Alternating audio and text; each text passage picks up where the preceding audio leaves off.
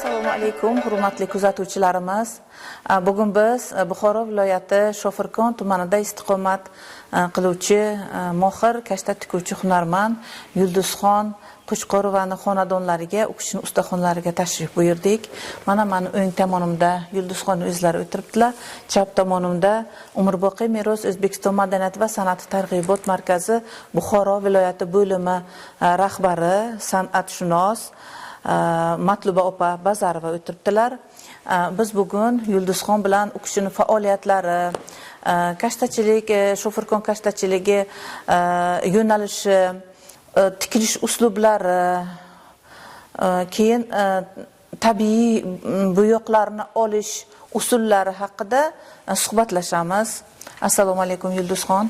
Salomatmisiz? Hormang. Rahmat, bor bilan. Bugun siz bilan suhbat qilishni niyat qildik. Sizga birinchi savolim, siz bu hunarni kimdan o'rgangansiz? Bu sizga o'sha ona, momolaringizdan meros bo'lib qolganmi?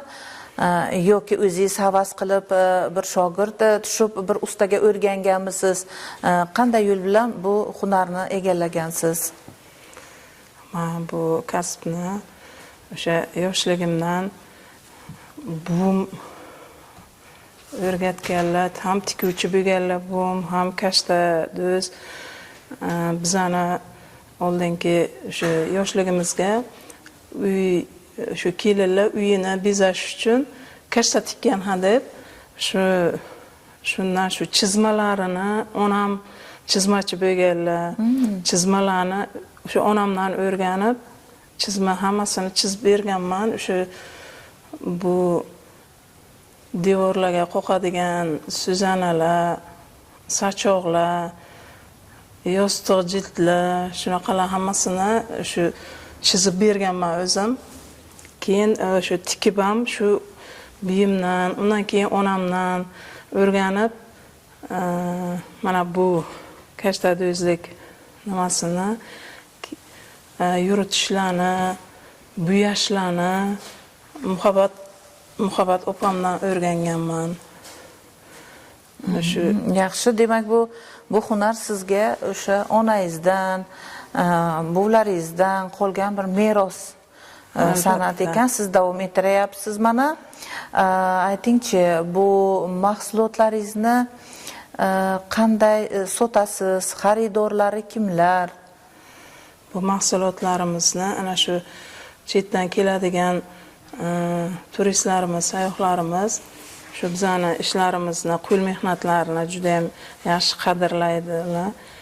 Ipakdan, asosan ipakdan bo'lgan ishlarni tikib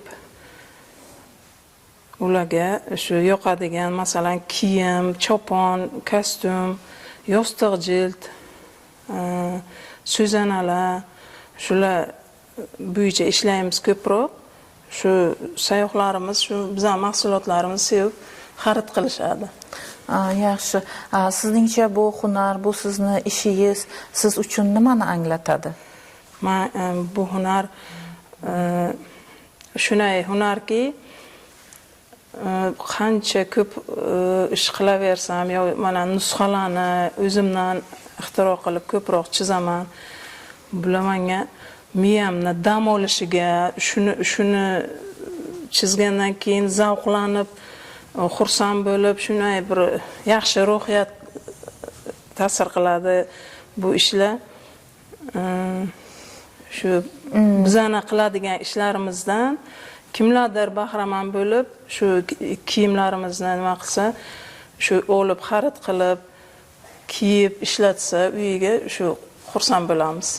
Albatta, kashtachilik endi bizni o'zbek xalqimizni eng sevgan mashg'uloti. O'zbek ayollarimizni, xotin-qizlarimizni har bir xonadonda hech bo'lmasa birta kishi borki, shu kashtachilik bilan shug'ullanadi yoki shu kashtachilik mahsulotlarini o'z xonadonida bir sevib asraydigan insonlarimiz juda ko'p bizda. Aytingchi, siz masalan hunaringizni sizdan meros qolgan, sizga bu meros qolgan, lekin siz o'z navbatida bu hunarni jamiyatimizga kimlarga va qanday yo'llar bilan o'tkazasiz? mana shu kungacha qizlarim mana keyin shu qizlarim o'rgangan, chizib beradi ular. Kelinim chizadi, tikadi, mana do'konlarga tikadi.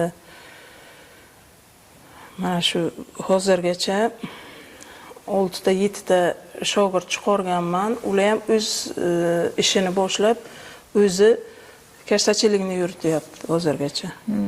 Undan keyin shu necha nafar shogirdlarni tayyorlab, tarbiyalab o'rgatgansiz? Отдельно o'zi ish qilib, o'z ixtiyori bilan mana shu narsalarni o'zi yurityapti. Bir 6 ta shogirdlarim bor. Undan tashqari o'zimga tikadigan shogirdlarim 30 ta 50 tagacha bor. Yaxshi. Ular o'zimdan tikib shu ishlarimni tikib beryapti. Отдельно o'zi kashtachilikni yuritayotganlar 6 ta shogirdlarim. Rahmat, juda ham yaxshi.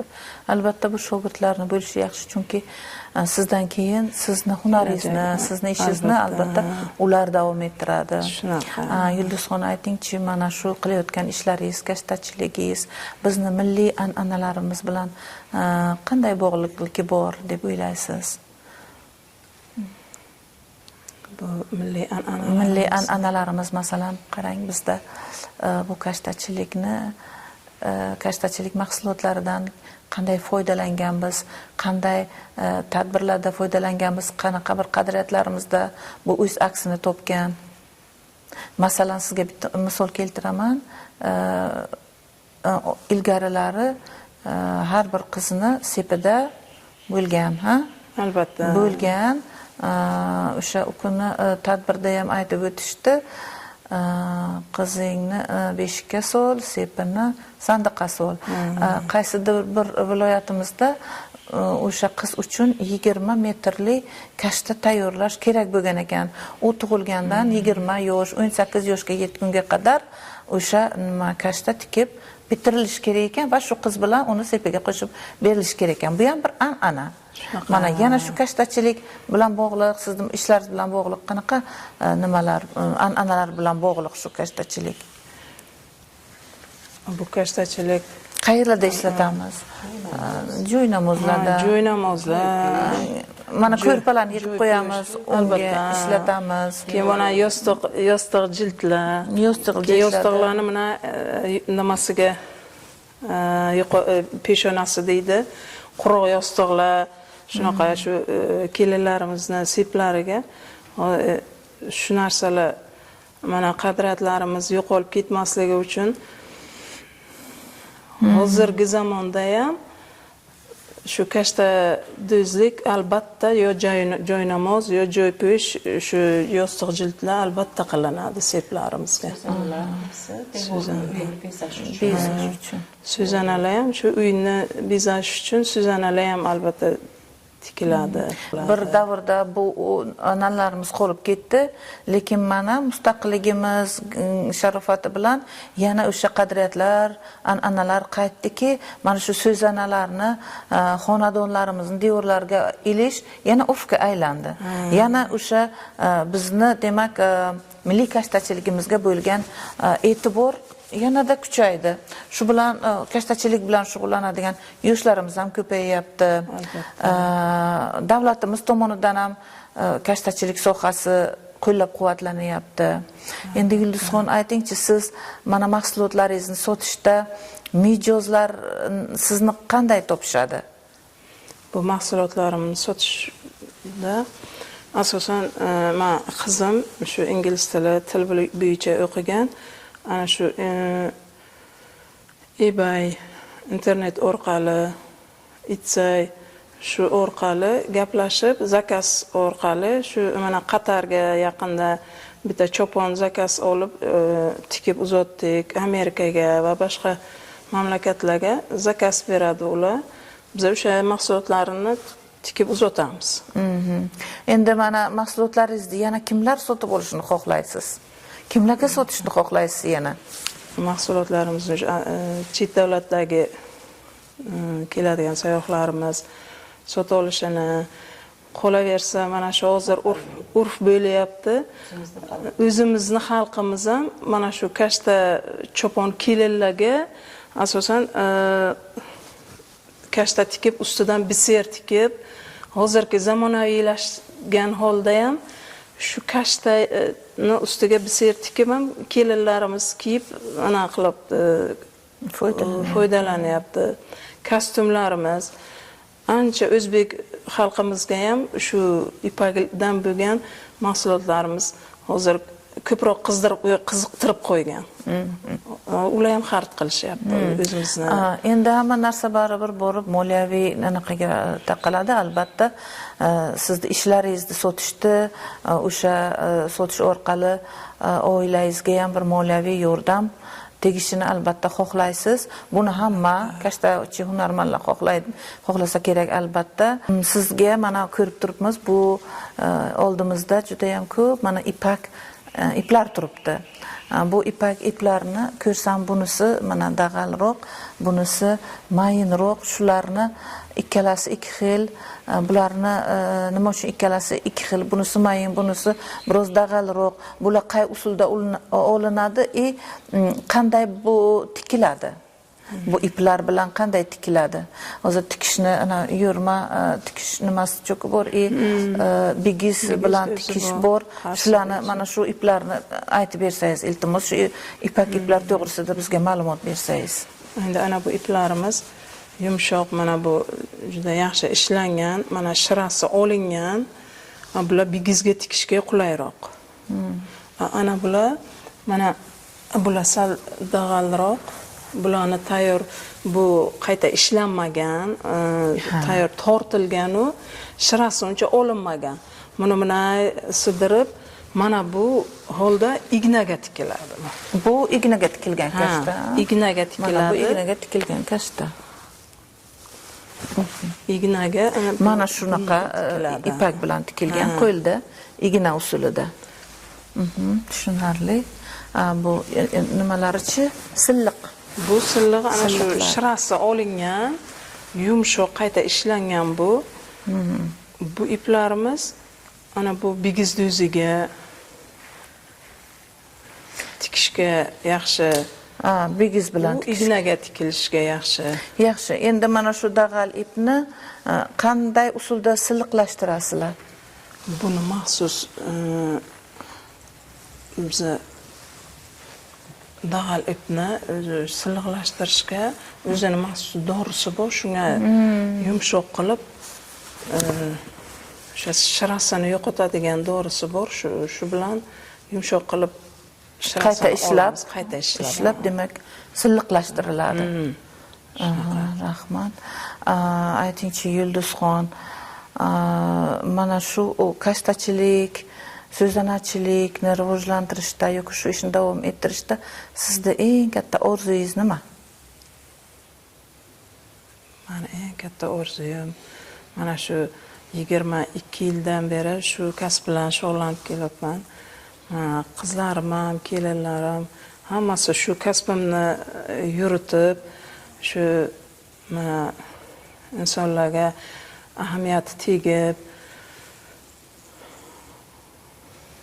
kimlargadir foydasi tegsa, davom ettirsa, bu urf odatlarimizni davomchisi bo'lsa, shulardan xursandman. Demak, sizning orzungiz qadriyat, shu qadriyat o'lmasin, davom etsin. Sizni farzandlaringiz, sizni qizlaringiz, nevaralaringiz, sizni kasbingizni ham, demak, xuddi siz o'zingizni, onangizni, buvingizni kasblarini qanday davom ettirayotgan bo'lsangiz, ular ham davom ettirishlarini orzu qilasiz. Albatta. Endi mana shu kashtachilik, so'zanachilik shu barqarormi? Agar siz barqaror deb hisoblamasangiz, buni barqarorligi uchun nima qilish kerak? Buni keyin mana barqaror deganda keyin buni yashab ketishi, kashtachilikni keyingi yillarda ham bizdan keyin ham qolishi, yashab ketishiga ishonasizmi? Shu yashab ketadimi shu hunar yana? Agar yo'q deb hisoblasangiz, buni barqaror bo'lishi uchun nima qilish kerak? Mana siz kashta tikuvchi hunarmand sifatida nima deb o'ylaysiz shuni? Albatta, men o'ylaymanki, bu qo'l mehnatlari, hunarlik nima ishlar hech qachon yo'qolib ketmaydi deb o'ylayman. Albatta, bu mana hurmatli prezidentimiz hunar bo'yicha ko'p imkoniyatlar yaratib beryaptilar. Bu ishlar yo'qolib ketmaydi deb o'ylayman, albatta. Chunki asrlar davomida kelyapti. Davomiy bundan bo'ladi. keyin ham xudo xolasa bu ishlar. hozir chunki qiziquvchi yoshlar bor. Albatta. O'sha masalan sizni kasbingizni davom ettiruvchi qizlaringiz bor, nevaralaringiz bor. Shogirdlaringiz bor, shu kasbni egallashni masalan xohlayotgan yoki kashtachilik san'atini sevuvchi shogirdlaringiz bor. Demak, bu hunar barqaror. Albatta. Barqaror va bundan keyin ham davom etadi. Bu davom etadi. Rahmat sizga. Mana hurmatli kuzatuvchilarimiz, bugungi Yulduzxon Qo'shqorova bilan suhbatimiz o'z nihoyasiga yetdi. Biz Yulduzxonga omad tilaymiz, avvalambor sog'lik, salomatlik tilaymiz. Mana shu bizni milliy qadriyatimiz hisoblangan kashtachilik san'atini davom ettirishda, keyingi avlodga qoldirishda, buni targ'ib qilishda bu kishiga omadlar, yangi yutuqlar tilab qolamiz.